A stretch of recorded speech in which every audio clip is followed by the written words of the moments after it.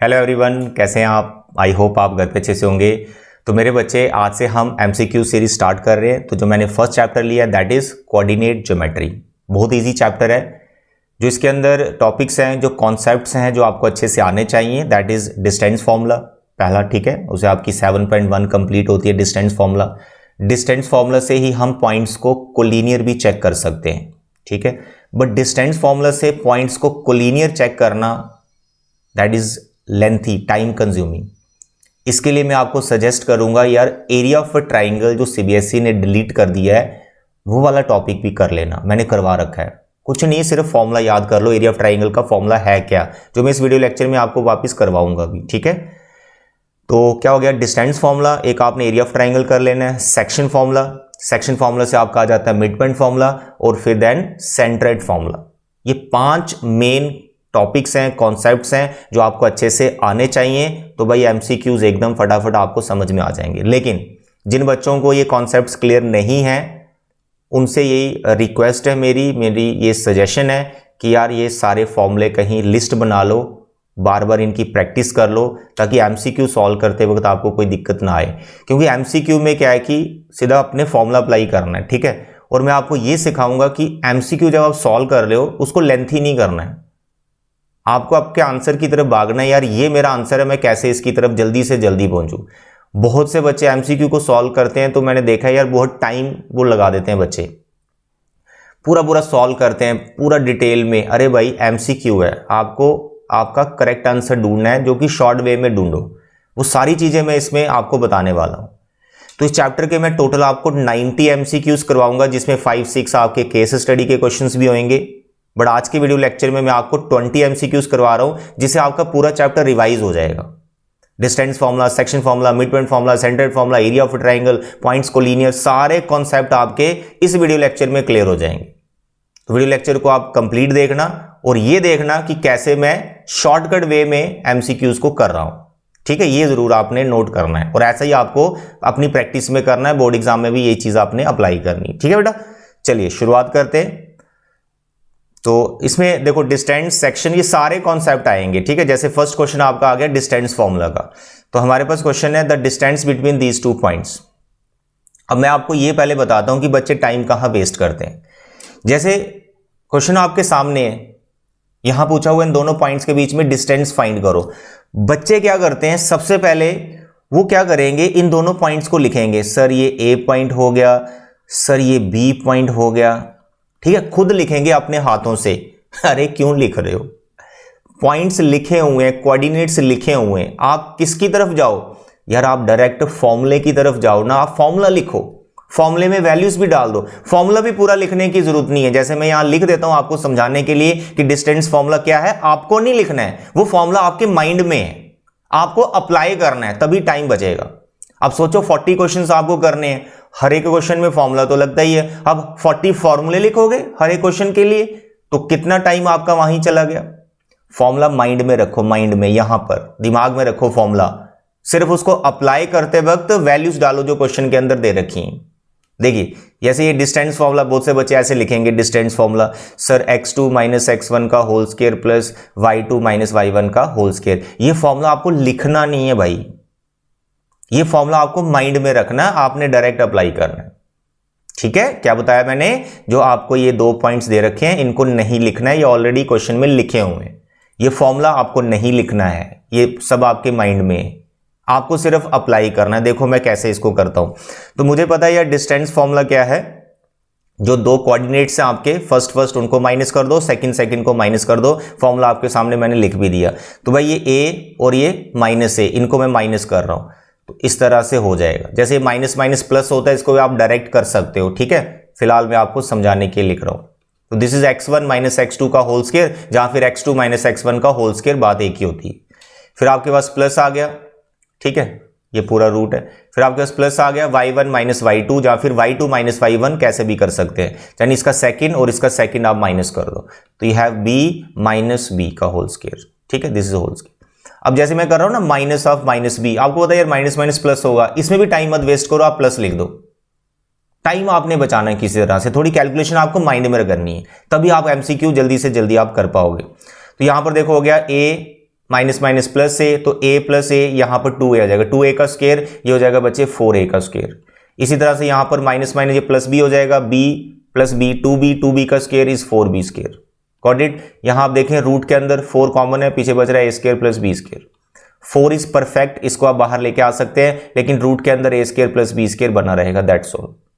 तो twice of under root a square plus b square, क्या answer आ गया सर जी? D part, that's all. मैंने टाइम लगाया आपको समझाने के लिए। अब देखो नेक्स्ट क्वेश्चन में टाइम नहीं लगाऊंगा, आपको मैंने बता दी टेक्निक, ये नहीं लिखना है, फॉर्मूला नहीं लिखना है, सब कुछ माइंड में है, डायरेक्ट कैलकुलेशन पे आओ। अब देखो क्वेश्चन नंबर 2 में मैं डायरेक्ट कैलकुलेशन पे आ रहा हूं। तो these are the 2 points and we have to find the distance, right. तो मैं यहां पर जल्दी से लिख रहा हूं, सर इसका फर्स्ट और उसका फर्स्ट मैंने दोनों को माइनस कर दिया और होल स्क्वायर ले लिया, समझ आया? इसको और इसको मैंने माइनस कर दिया और होल स्क्वायर ले लिया, और साइन भी मैंने चेंज कर दिया क्योंकि माइनस है, ये प्लस बी हो जाएगा। इस तरह से इसका सेकंड दोनों को माइनस कर दो, सर b प्लस सी, और मैंने इसको माइनस कर दिया minus C plus B whole square, और रूट इसके ऊपर है, नहीं लिखो, रूट भी मत लिखो, माइंड में रखो रूट है, बाद में एंड में लगा दो रूट, बार बार रूट लिखने की भी जरूरत नहीं, टाइम बचाना आपको, ठीक है।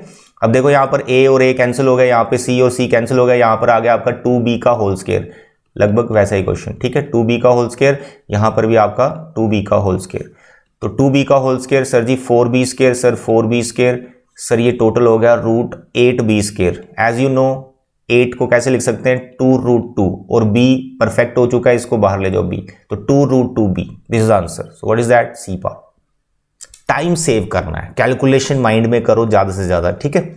अगर आपको लगता है यार आप कैलकुलेशन में थोड़ी सिली मिस्टेक्स करते हो, फिर थोड़ा डिटेल में कर लो, सिली मिस्टेक वाले बच्चे, ठीक है। चलिए now the question number 3, again the distance between these 2 points is 5। दोनों पॉइंट्स के बीच में आपको डिस्टेंस 5 दिया हुआ है, आपको x फाइंड करना है, लेकिन कौन सा x? पॉजिटिव वाला, उसने बोला हुआ है ग्रेटर देन 0 वाला फाइंड करो। तो देखो सबसे पहले ए बी जो डिस्टेंस है वो क्या रहेगा सर? x माइनस 1 का होल स्क्वायर, 4 में से 3 गया 7 में से 3 गया 4, 4 का स्क्वायर 16, ये थोड़ा डायरेक्ट लिख लिया मैंने, ठीक है ना। y2 और y1 जो मैंने माइनस किया 4 आया, 4 का स्क्वायर 16, उतना डायरेक्ट लिखो। और ये डिस्टेंस किसके इक्वल दे रखा है? 5 के इक्वल दे रखा है। अब you have to find x from here. Notice करें डिस्टेंस फॉर्मूला में मैक्सिमम आपने ये करना है कि x माइनस 1 का जैसे होल स्क्वायर है, इसको ओपन नहीं करना, और कोई x वाली टर्म नहीं है, इसका होल स्क्वायर भी ओपन नहीं करना है, ठीक है। ये अपने आप कैलकुलेशन ले लेगा और बड़ी जल्दी आंसर आएगा आपका। ये सारी टेक्निक मैंने जब एनसीईआरटी सॉल्व कराई थी ना 7.1, तब भी मैंने सिखा रखी है ये टेक्निक क्या आपको अप्लाई करनी है। और यहां भी आप देखो, अभी स्क्वेयरिंग बोथ साइड कर लो पहले, तो रूट कैंसिल कर दो, रूट हो गया कैंसिल, यहाँ 5, इसका रूट 25 हो गया राइट साइड में, यहाँ 16 को उधर ट्रांसफर कर दिया लाइक दिस, 25 में से 16 चले गए सर, ये तो आ गया 9, डन।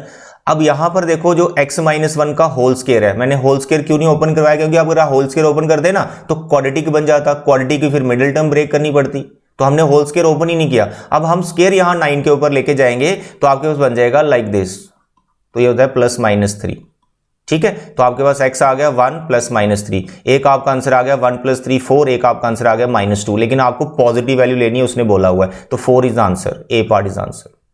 कैलकुलेशन में क्या नोटिस किया? इसका होल स्क्वायर हमने ओपन नहीं किया। ओके डियर, चलिए आगे बढ़ो। क्वेश्चन नंबर 4, अब इसमें भी देखो ट्रिग्नोमेट्री डाल दी, तो बच्चे देंगे सर ये तो ट्रिग्नोमेट्री डिस्टेंस निकालना है। अरे बहुत सिंपल है, बहुत सिंपल है। देखो ये आपका पूरा फर्स्ट कोऑर्डिनेट है x1, और ये आपका 0 इसका फर्स्ट कोऑर्डिनेट दूसरे का, ठीक है। तो इन दोनों को आपको माइनस करना है, तो इसको जब मैं 0 में से यानी इसमें से 0 जब मैं माइनस करूंगा तो 0 का तो कोई मतलब नहीं है, यानी इसी का मेरे को होल स्क्वायर लिखना है। तो यानी इस तरह से लिखना है मेरे को, a cos 20 plus b sin 20, x1 minus x2 तो 0 है, उसको लिखने की जरूरत नहीं, इसका होल स्क्वायर आ गया, प्लस y1 माइनस y2, जहां फिर y2 माइनस y1, लेकिन इसका y1 तो 0 है, और इसका यहां पर ये पूरा है y2, इसमें से आप फिर 0 माइनस करोगे, कोई मतलब नहीं है 0 का, उसको छोड़ दो, यानी इसी का होल स्क्वायर रह जाएगा। a sin 20 minus b cos 20, ये आ गया होल स्क्वायर। आते समझ? अब कुछ नहीं करना, इनके होल स्क्वायर ओपन करो, ठीक है, ये आराम से हो जाएगा। देखिए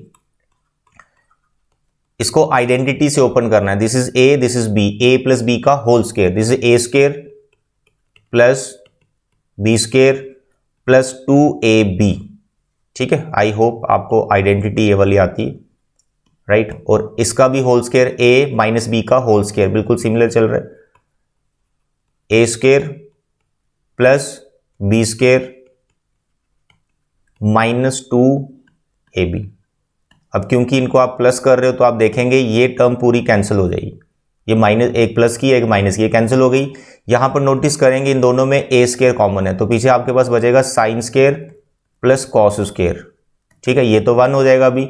और यहां भी बी स्क्वायर कॉमन, यहां भी साइन स्क्वायर और cos square common, that's all. ये भी 1 हो गया, ये भी 1 हो गया, तो क्या बच रहा है पीछे आपके पास? बच रहा है A square plus B square, और ये सारी चीजें किसके अंदर है? रूट के अंदर, क्योंकि आप डिस्टेंस फॉर्मूला अप्लाई कर रहे हो। तो कौन सा पार्ट है sir? D part. Okay dear, तो डरना नहीं है इन क्वेश्चन से कि ट्रिग्नोमेट्री आ गए, आपने अपना डिस्टेंस फॉर्मूला अप्लाई करना है, ठीक है। चलिए, तो ये थे आपके 1 2 3 and 4 questions on distance formula, अच्छे क्वेश्चंस थे ये, ठीक है। चलिए आगे बढ़ो। Question number 5, the mid point of the line segment, बिल्कुल बेसिक क्वेश्चन है, 2 पॉइंट आपको दे रखे हैं, उसका मिड पॉइंट आप ढूंढो, ठीक है। This is a line segment, इसका मिड पॉइंट ढूंढो, एंड पॉइंट आपको गिवन है। तो क्या था मिड पॉइंट फॉर्मूला?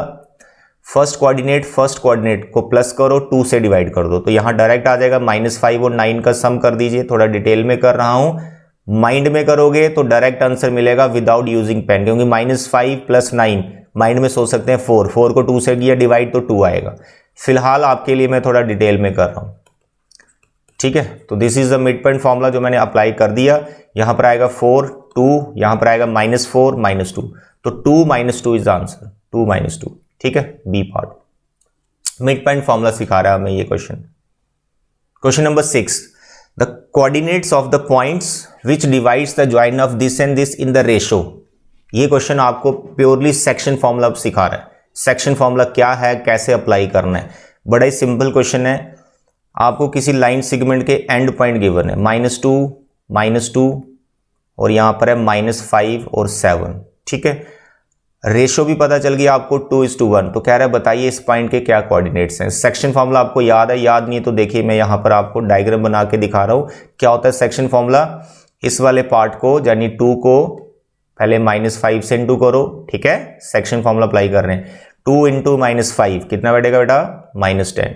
फिर इस वाले पार्ट को यानी ये जो 1 है इसको इंटू करो -2 से, इसके फर्स्ट कोऑर्डिनेट से, तो आएगा -2, और नीचे आ गया रेशो का सम, दैट इज 2 + 1। डन। रिपीट करो सेकंड कोऑर्डिनेट के लिए, 2 × 7 सर 14, 1 × -2 सर -2 डिवाइड बाई 2 + 1, मतलब सेक्शन फॉर्मूला आपने अप्लाई किया यार, और कुछ नहीं। -12 divide by 3, 12 divide by 3, sir ये आ गया -4, ये आ गया 4, तो -4 सी पार्ट इज आंसर। यार एमसीक्यू आपके एनसीईआरटी के ही जो है क्वेश्चंस बन जाएंगे, ठीक है, जो आपके बोर्ड एग्जाम में आएंगे। जो डिफिकल्ट टिपिकल है मेरी एमसीक्यू सीरीज में सारे कवर होएंगे, बस आपने इस सीरीज के साथ बने रहना है। सारे एमसीक्यूज आपने अच्छे से देखने हैं, नोट्स बना लेने हैं अपने, ठीक है। और कोशिश करो कि मेरे सॉल्व, जैसे मैं इसको सॉल्व करने वाला हूँ, वीडियो पॉज कर दो, पहले आप खुद ट्राई करो, फिर देखो कि मैं कैसे सॉल्व कर रहा हूँ, जहाँ आंसर मैच करो, सही आ रहा है गलत आ रहा है ना, ऐसे करो खुद। आप 20 एमसीक्यूज खुद भी आप इसको कर सकते हो अगर सारे कॉन्सेप्ट आपके क्लियर है। मैं तो यहाँ पर आपको एक एक सॉल्व करके दिखाऊंगा। Question number 7, the coordinates of the point on x axis equidistance from point this and this. 7.1 का ही क्वेश्चन है ये, ठीक है। देखो क्या कह रहा है कि कोई पॉइंट है एक्स एक्सिस के ऊपर, अगर कोई पॉइंट एक्स एक्सिस के ऊपर होता है तो उसके कोऑर्डिनेट्स आप क्या लेट कर सकते हो? Sir let it be k0, क्योंकि एक्स एक्सिस पे है ना, तो वाई कोऑर्डिनेट उसका 0 होगा। तो ये मैंने एक पॉइंट लेट कर लिया जो एक्स एक्सिस के ऊपर है। ये वाला पॉइंट जो है 2 पॉइंट से सेम डिस्टेंस पर है, यानी ये दोनों डिस्टेंस आपके सेम है, और ये आपके जो पॉइंट्स हैं एक 5 4 है और दूसरा आपका -2 3, ये कंडीशन होगी, ये क्वेश्चन हो गया। तो आपको करना क्या है, ये डिस्टेंस और ये डिस्टेंस को इक्वेट करना है, ठीक है। कैलकुलेशन पे ध्यान देना, जैसे आप लिखोगे ना AP = इसका नाम मानो B रख देते हैं BP, फिर आप स्केयरिंग करते हो, रूट करते हो, कैंसिल। अब वो सारी चीजें लिखनी नहीं है क्योंकि आप एमसीक्यू कर रहे हो, आपको पूरी डिटेल नहीं दिखानी। आप सीधा डिस्टेंस फॉर्मूला पे आओ, रूट भी लिखने की जरूरत नहीं है, रूट दोनों तरफ से आपके कैंसिल हो चुके हैं। AP BP आपने जब इक्वेट किया था, आप सीधा ऐसे करो, सर ये आ गया k-5 का होल स्क्वायर और ये आ गया 4 - 0 बोले तो 4 स्क्वायर। रूट भी मत लिखो क्योंकि दूसरी तरफ भी रूट है ना, वो कैंसिल कर दिया आपने स्केयरिंग से।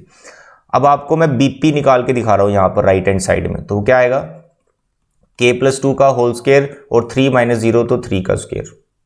अब जो 3 का स्क्वायर ये 9 होता है, ये भी मैं डायरेक्ट लिख सकता हूँ। 4 का स्क्वायर 16 होता है, ये भी आप डायरेक्ट लिख सकते हैं। तो जितना कोशिश करना आपने टाइम सेव करना है। ये लिख लिया आपने। उसके बाद इसमें भी ये होल स्क्वायर यहां पर ओपन नहीं करने, क्योंकि यहां पर मैंने आपको टेक्निक सिखा रखी है। इन दोनों टर्म्स को एक साइड ले जाओ और a प्लस बी और a माइनस बी यानी ए स्क्वायर माइनस बी स्क्वायर का फॉर्मूला लगाओ। देखो कैसे, k माइनस 5 का होल स्क्वायर और यहां पर आ गया k प्लस 2 का होल स्क्वायर। ठीक है, इसको लगाओ a square minus B square का फॉर्मूला, कैलकुलेशन जल्दी होगी। 3 का स्क्वायर 9, 4 का स्क्वायर 16। यहां कैलकुलेशन करेंगे a प्लस बी। ठीक है, ये हो गया ए प्लस बी, फिर ए माइनस बी। आधा समझ, ये वाला आप टेक्निक लगाइए। 9 में से 16 सर यहाँ -7 आ गए। यहाँ देखो ये के और के कैंसिल हो गया, it is 2k, it is -3 from here, it is -7। यहाँ भी -7 था, ये दोनों कैंसिल हो गए। यार के तो आपका 3/2 आ रहा है। ठीक है, सॉरी यहाँ पे 1 बचा, यहाँ पे 1 बचा, 3 उधर गया, डिवाइड बाई 2, 4/2 दैट इज 2। तो आपका जो पॉइंट है वो क्या निकला, 2,0। तो C part is answer. Calculation जल्दी करनी और कुछ नहीं। ठीक है, question number 8, coordinates of the point on Y axis. Same question है, सेम क्वेश्चन है, बस वो जो पॉइंट एक्स एक्सिस पे था पहले, अब वो कहां चला गया, वाई एक्सिस पे चला गया। जब आपका पॉइंट वाई एक्सिस पे चला गया तो आप उसको क्या लेट कर सकते हैं, 0 something, let it be beta, beta ले लेते हैं इसको। तो ये पॉइंट कहाँ है, वाई एक्सिस पे आ गया। ये पॉइंट वाई एक्सिस पे है, ये भी दो डिफरेंट पॉइंट से सेम डिस्टेंस पर है। तो पहला पॉइंट आपका 3, 1 और दूसरा वाला पॉइंट आपका 1, 5। सेम टेक्निक लगानी है। देखिए आप जल्दी से करेंगे। 3 - 0 का स्क्वायर, मैंने ऐसे आपको लिख के बताया, आपने ऐसे नहीं लिखना, आपने एग्जाम में डायरेक्ट इसको 9 लिखना है। ठीक है, मैं आपको डिस्टेंस फॉर्मूला लिख के बता रहा हूँ यहाँ पर। बीटा -1 का होल स्क्वायर फ्रॉम हेयर 1 - 0 का whole square and here beta -5 का होल स्क्वायर। डिस्टेंस फॉर्मूला लगा रहे हैं। 3 का स्क्वायर सर 9, बीटा -1। अच्छा, इसको दूसरी तरफ आप ट्रांसफर कर दो। ठीक है, थोड़ा टाइम सेव करें। यहाँ पर आ गया 1 का स्क्वायर इज 1, 1 इस तरफ ले आओ, -1 हो गया। हेयर इज बीटा -5 का होल स्क्वायर एंड बीटा -1 का होल स्क्वायर। बीटा -1 को उधर ट्रांसफर कर दिया, a square minus B square का, फिर आप आइडेंटिटी लगाई। यहाँ 8 बचा, बीटा -5। ठीक है, यानी a, ये हो गया a प्लस b, ये हो गया b। फिर आपके पास आ गया this is a minus b, ये प्लस का हो जाएगा। Beta beta cancel, 8। यहाँ पर आपके पास आ गया 2 बीटा, -5 -1 -6। यहाँ पर भी आपका -6। अब यहाँ पर देख लो 8, सॉरी हेयर इज 4। ठीक है, तो -4 एंड हेयर 2 बीटा -6, ये कैंसिल हो गया, -2। 2 beta is equal to -2 plus 6, 2 beta is equal to 4, beta is equal to 2। तो बीटा 2 आ गया। अब क्योंकि पॉइंट कहाँ था, वाई एक्सिस पे है, तो बीटा आपका 2 आ गया, तो पॉइंट आपका निकला 0,2। B part is answer. आधा समझ मेरे बच्चे। चलिए question number 9, the coordinates of the centre of a circle are this, if the diameters, the ends of diameter are this and this, then X and Y. ठीक है, अच्छा question है। Mid point formula लगेगा इसमें, बड़ा simple है। कैसे करेंगे, पहले एक सर्कल बना लो आप। First of all make a circle, right. तो यहां पर हमने एक सर्कल बना दी। कह रहा है यार ये डायमीटर है, इसके एंड पॉइंट्स आपको गिवन है, एंड पॉइंट्स। तो एक एंड पॉइंट आपका ये आ गया, दूसरा एंड पॉइंट आपका ये आ गया। It is -3y and it is x - 2। आगे डायमीटर के एंड पॉइंट्स। अब डायमीटर पास करता है सेंटर से, और सेंटर के कोऑर्डिनेट्स आपको गिवन है, सेंटर के कोऑर्डिनेट्स गिवन, और सेंटर जो है वो डायमीटर का मिड पॉइंट होता है। तो यहाँ पर मिड पॉइंट फॉर्मूला भी हमें लगाना पड़ेगा। तो जो सेंटर है वो है -6, 1.5। तो मेरे बच्चे आपको क्या करना है, डायमीटर का जो मिड पॉइंट है वो खुद से ढूंढ लो, लाइक ये वाला पॉइंट और ये वाला पॉइंट लेके। तो इसका आ जाएगा आपका -3 + x/2, first coordinate of what, mid point. फिर आ गया आपका ये y, और इसका आ गया -2, तो y - 2/2। ये मैंने क्या फाइंड किया, by using mid point formula मैंने मिड पॉइंट के कोऑर्डिनेट्स निकाल लिए।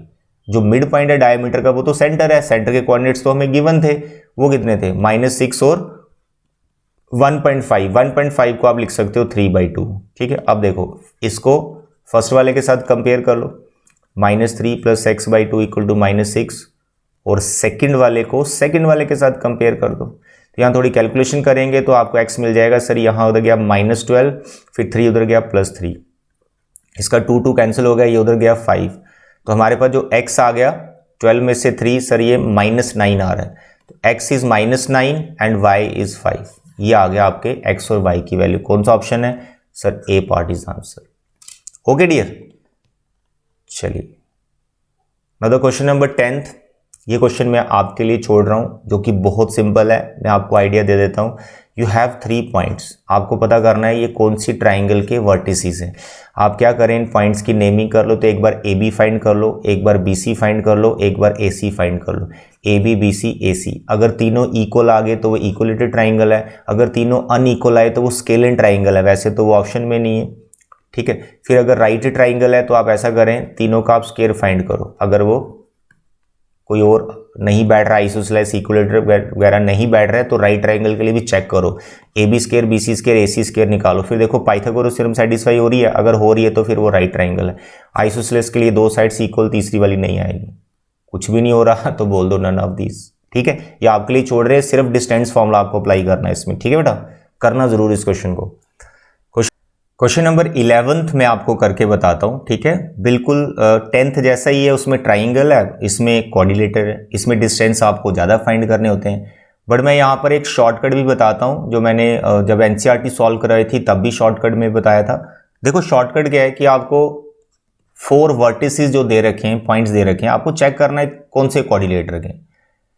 तो आप अगर इनको ग्राफ पे प्लॉट कर लेना with the help of scale, अगर ग्राफ नहीं तो स्केल से आप प्रॉपर डायमेंशंस बना के इन चारों को प्लॉट करो, ठीक है, कोऑर्डिनेट प्लेन में, और इनको ज्वाइन करो, आपको कोऑर्डिनेटर दिख जाएगा। कोई डिस्टेंस फॉर्मूला लगाने की जरूरत नहीं है, मैं आपको आइडिया दे देता हूँ, यहाँ पर एग्जैक्ट तो नहीं बन पाएगा, आइडिया दे देता हूँ। जैसे पहला पॉइंट है मेरा 1 7, तो यहाँ पर 1 7 आ गया मेरा, यहाँ रख लेता हूँ 7, ठीक है, this is the first point. फिर मेरा आ गया 4 2, 4 2, यह आ गया आपका 2 4 और 2, यहाँ रख लेता हूँ बी पॉइंट, ठीक है। फिर मेरा आ गया -1 -1, यहाँ मेरा -1, फिर यहाँ आ गया -1, यहाँ पर आ गया मेरा सी पॉइंट, ठीक है। अगर आप ग्राफ पे बना रहे हैं ना, ये मैं कह रहा हूँ डिस्टेंस फॉर्मूला लगाने की जरूरत नहीं, आपको कोऑर्डिनेटर दिख जाएगा भाई कौन सा है, जो कि बड़ा ही शॉर्टकट हो जाएगा, बहुत ज़्यादा शॉर्टकट हो जाएगा।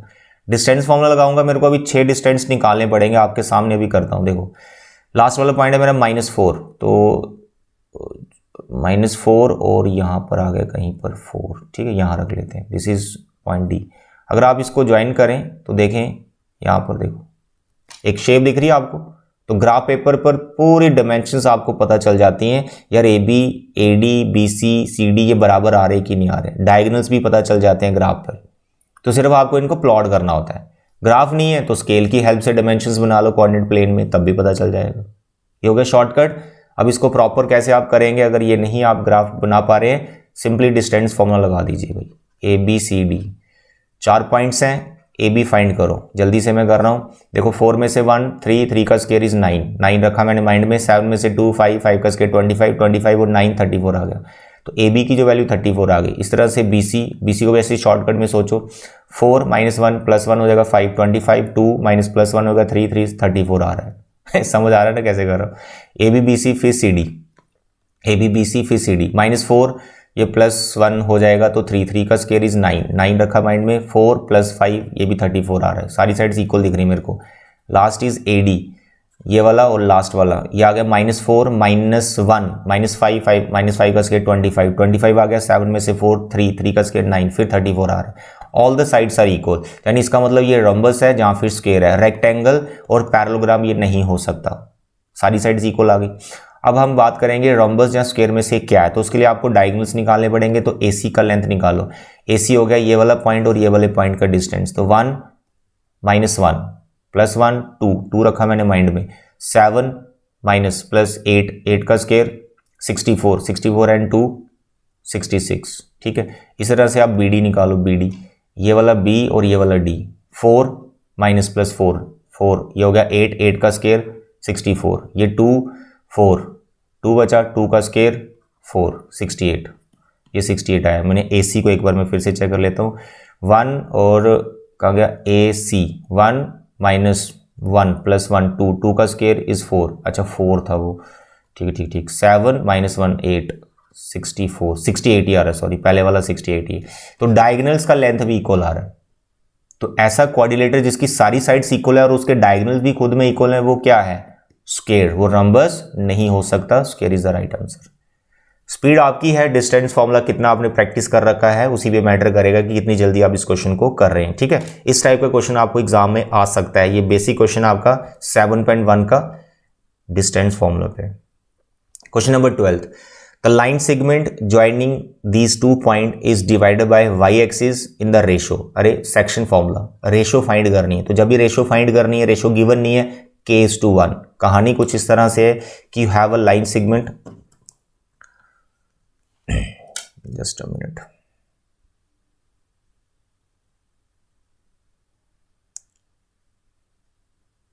okay, you have a line segment AB, right, and 2 - 3, this is divided by what?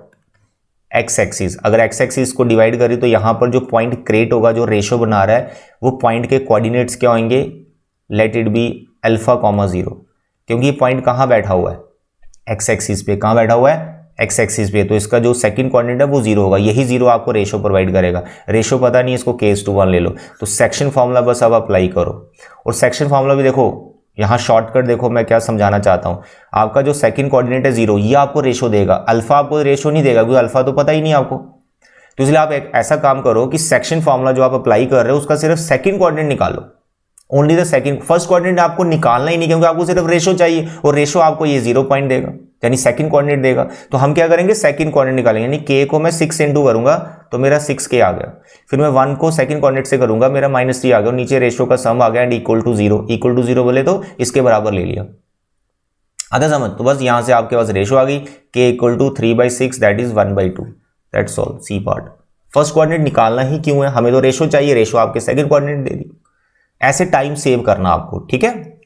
पूरा सेक्शन फॉर्मूला लगाने की जरूरत नहीं है। यू आर डूइंग MCQ, ये याद रखिए। तो क्वेश्चन नंबर 13 बिल्कुल सेम क्वेश्चन है, बस वहां पर आप जो पॉइंट है वो कहां पर बैठा हुआ है? वाई एक्सिस पे बैठा हुआ है। तो भाई देखो, सेक्शन फॉर्मूला यहां भी शॉर्टकट में मैं लगाऊंगा। देखो ये 3 5 है और यहाँ पर आपका -4 2 है। जो पॉइंट इसको डिवाइड कर रहा है वो वाई एक्सिस पे है, यानी इसका जो फर्स्ट कोऑर्डिनेट है वो 0 होगा। सेकंड कोऑर्डिनेट की कुछ वैल्यू होगी, वो पता नहीं क्या बीटा है, अभी नहीं पता वो क्या है, लेकिन फर्स्ट तो पता चल गया ना 0 है, क्योंकि वाई एक्सिस पे बैठा हुआ है। तो आप इसका फर्स्ट कोऑर्डिनेट निकालो, सिर्फ वही आपको रेशो प्रोवाइड करेगा। तो रेशो फिलहाल आपने ले ली k:1। इसको आपने फर्स्ट के, इसके साथ आपने फर्स्ट से इंटू करना है इसको। तो k को मैंने -4 से किया, -4 क्या आ गया? 1 को आपने 3 से किया, 3 आ गया, और नीचे आपका रेशो का सम आ गया। तो this is the first coordinate of this P point, और जो कि किसके इक्वल है? 0 के इक्वल। देखो यहां से रेशो आ गया आपके पास, दैट इज 3/4। तो 3/4 is the D part. Second coordinate क्यों निकालना है? इसमें जरूरत नहीं है, फर्स्ट कोऑर्डिनेट से आपका रेशो का काम हो रहा है, ठीक है? चलिए आगे बढ़ो। Question number 14, you have 3 points and these are collinear, what is K? अब यहां पर एक प्रॉब्लम है, अगर एरिया ऑफ ट्राइंगल आपको नहीं आता तो ये क्वेश्चन बहुत लेंथी आपके लिए, क्योंकि आप करोगे फिर इसको डिस्टेंस फॉर्मूले से, क्योंकि डिस्टेंस फॉर्मूले से भी इस टाइप के क्वेश्चन हो जाते हैं कोलिनियर वाले, लेकिन उसमें बहुत टाइम लग जाता है। और अगर ये क्वेश्चन बोर्ड एग्जाम में आ गया, एरिया ऑफ ट्राइंगल आपको नहीं आता है, डिस्टेंस फॉर्मूला आपका पूरा टाइम खा जाएगा। तो इसलिए एरिया ऑफ ट्राइंगल का बस फॉर्मूला आप याद कर लो और कुछ नहीं है। फॉर्मूला मैं यहाँ पे आपको लिख के बता देता हूँ कि मानो ये आपके पास कोई ट्राइंगल है, x1 y1, x2 y2, x3 y3, ये 3 इसके वर्टिसेस आ गए। इस ट्राइंगल का जो एरिया है वो उसका फॉर्मूला क्या है वो मैं लिख रहा हूँ।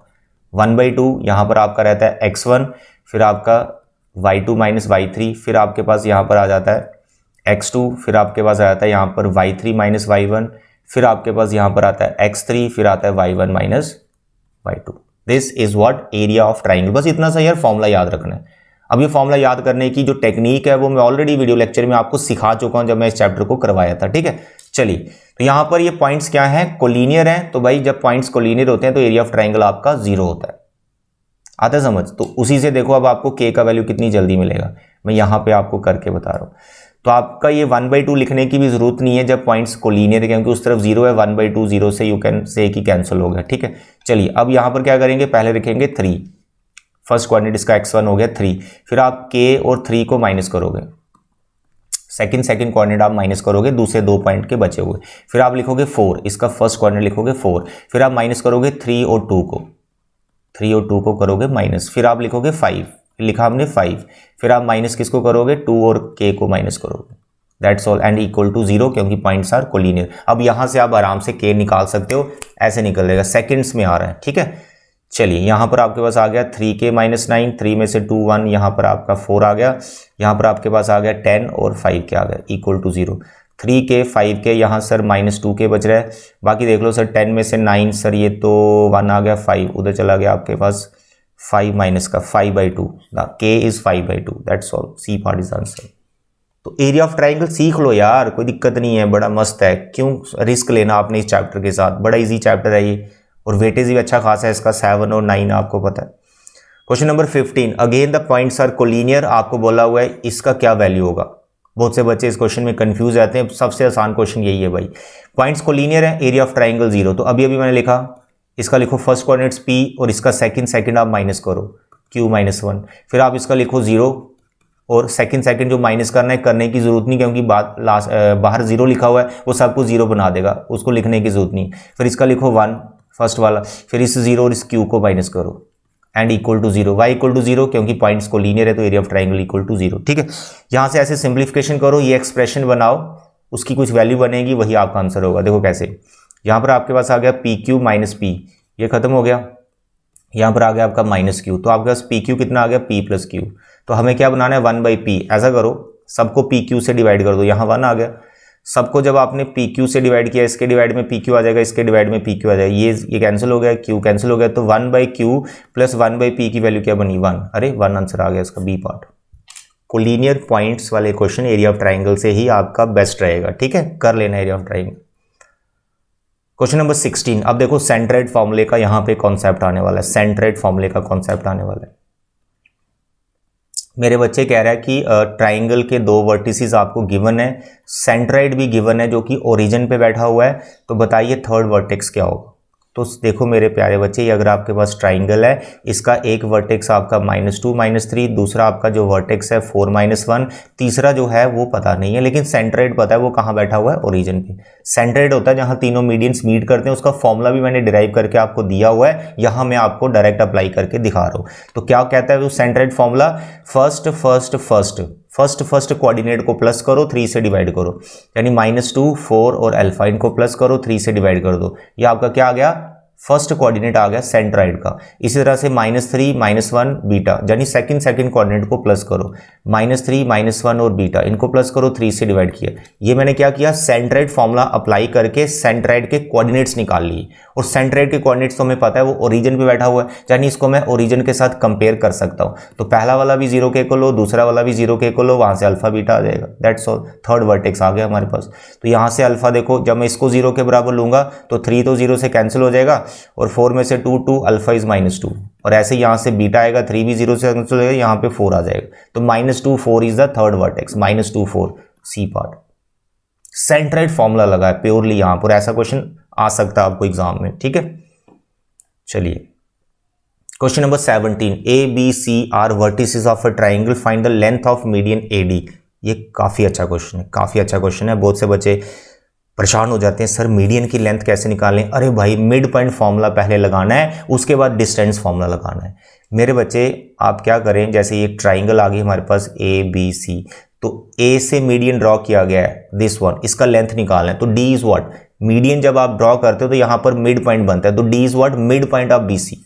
D जो है वो BC का मिड पॉइंट है, तो मिड पॉइंट फॉर्मूले से पहले आप D के कोऑर्डिनेट्स निकालो, जो मैं यहाँ पे आपको डायरेक्ट लिख के बता रहा हूँ। B और C का मिड पॉइंट, BC का मिड पॉइंट, ये B और ये C, इसका मिड पॉइंट सर 1 -3 -2 को 2 से किया डिवाइड, -1, ऐसे ही करना है भाई शॉर्टकट, और क्या करेंगे। फिर 5 - 1 4 को 2 से किया divide 2, this is what, mid point of BC। आगे D, A पता है, D पता चल गया, डिस्टेंस फॉर्मूला लगाओ, लेंथ आ गई भाई, AD की लेंथ आ गई जो कि मीडियन है, तो डिस्टेंस फॉर्मूला 5 -1 माइनस किया +1 6 36, फिर यहाँ 1, यहाँ -2 1 का square is 1, √37 is answer, that's all. इतने इजी क्वेश्चन हैं, चैप्टर ही पूरा बहुत इजी है भाई।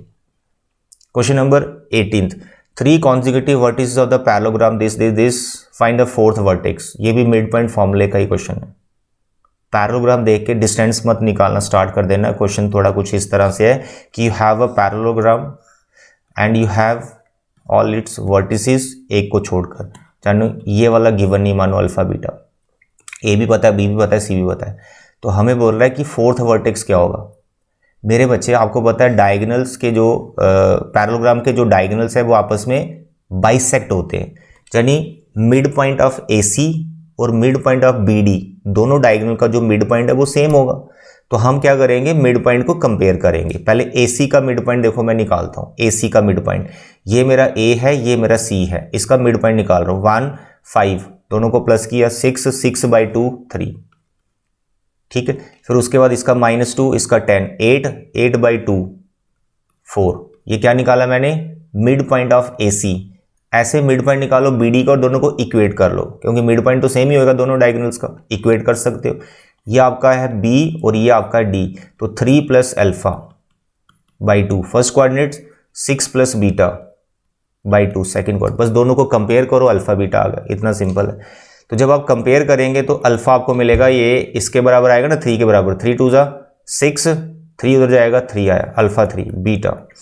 4 को इसके साथ कंपेयर करोगे, 4 2 जा 8, फिर 6 आएगा beta 2, 3 2 is the fourth vertex, 3 2 3, 2 C part, that's all. चलिए आगे बढ़ते हैं। Question number 19, the vertices of a parallelogram this the diagonals intersect at the point M, the coordinates of point M। मेरे बच्चे ये कह रहा है कि पैरेललोग्राम के सारे वर्टिसेस हमें गिवन है, तो बताइए M के कोऑर्डिनेट्स क्या होंगे। बहुत सिंपल क्वेश्चन है, स्टेटमेंट आपको कंफ्यूज कर सकती है, स्टेटमेंट में कंफ्यूज नहीं होना। अरे जहां डायगोनल इंटरसेक्ट कर रहे हैं वो कौन है, वो तो मिड पॉइंट है AC का या फिर BD का, तो जहां तो AC का मिड पॉइंट निकाल दो, जब BD का निकाल दो, वो सेम ही निकलेगा। तो मानो ये A है और ये C है, ठीक है, इनका बस आप मिड पॉइंट निकाल दो, तो डायगोनल तो उसी पे इंटरसेक्ट हो रहे हैं मिड पॉइंट पे। चलिए आ गया क्या, 3 और 6 9 by 2 -2 -3 -5 by 2, this is what coordinates of M। इतना इजी क्वेश्चन है, ठीक है। तो 9 बाई 2 -5 बाई 2, सर इसमें तो कोई नहीं ऑप्शन, तो नन ऑफ दिस। आप दूसरा भी चेक कर सकते हैं, B और D का भी निकाल के देखते हैं, 4 और 5, 4 और 5 सर 9 9 बाई 2, सर 0 और -5 -5 बाई 2 आया ना सेम, तो इसमें कोई ऑप्शन नहीं है, none of this is the right answer. आधे समझ, सिंपली मिड पॉइंट निकालना था डायगोनल का। क्वेश्चन नंबर 20, थोड़ा सा कंफ्यूजिंग लगता है लेकिन बड़ा सिंपल है, ध्यान से समझो।